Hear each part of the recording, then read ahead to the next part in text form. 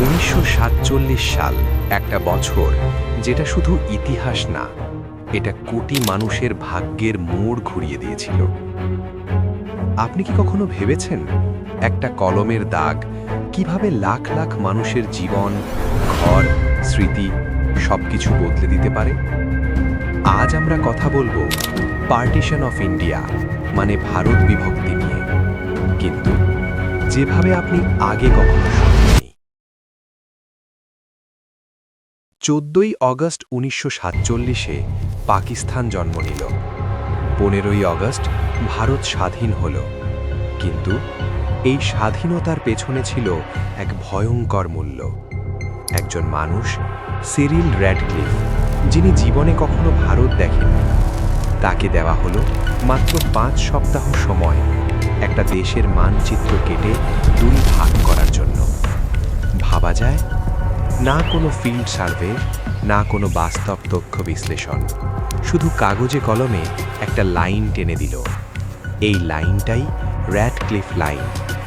এখন আসল কথা, এই বিভাজন শুধু রাজনৈতিক ভুল ছিল না, এটা ছিল একটা বিশাল জিওগ্রাফিক্যাল এবং সোশ্যাল ইঞ্জিনিয়ারিং ফেলিয়ার। কারণ নদী, কৃষি, রেল লাইন সবকিছু ছিল ইন্টারকানেক্টেড সিস্টেম। মানুষ ছিল মিক্সড পপুলেশন।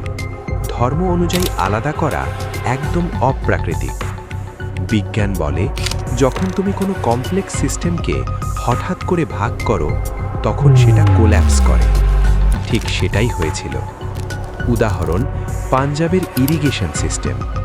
একটা নদী এক দেশে আর জমি অন্য দেশে। ফলাফল, কৃষি ধ্বংস, খাদ্য সংকট, অর্থনৈতিক ভেঙে পড়া।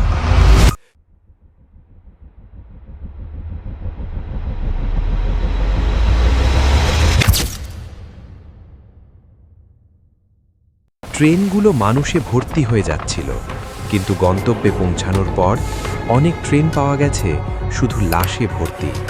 হ্যাঁ, এটা কোনো সিনেমা না, এটা বাস্তব। একটা মেয়ে, যার বয়স ছিল 12 বছর, সে তার বাবার হাত ধরেছিল। হঠাৎ ভিড়ের মধ্যে হাতটা ছেড়ে গেল, আর কোনো দিন খুঁজে পায়নি। এমন গল্প লাখ লাখ, কিন্তু ইতিহাস বইতে এগুলো নেই। বিজ্ঞানীরা একটা টার্ম ব্যবহার করেন, কালেকটিভ ট্রমা।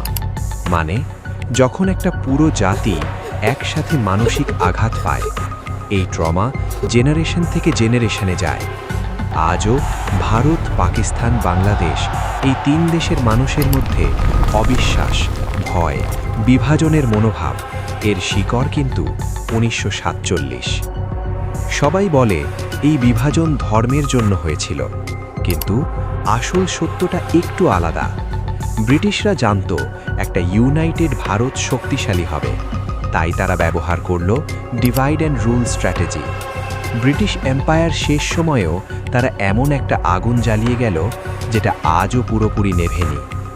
যদি 1947 সালে মানুষকে সময় দেওয়া হতো, যদি সঠিক ডেটা অ্যানালিসিস করা হতো, যদি ইমোশনাল ইন্টেলিজেন্স ব্যবহার করা হতো, তাহলে কি এই বিভাজন এত ভয়ঙ্কর হতো?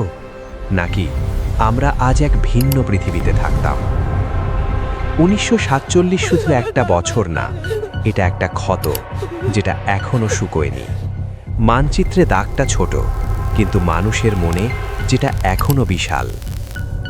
তুমি যদি এই গল্পটা অনুভব করে থাকো, তাহলে বুঝবে ইতিহাস শুধু পড়ার জন্য না, বোঝার জন্য।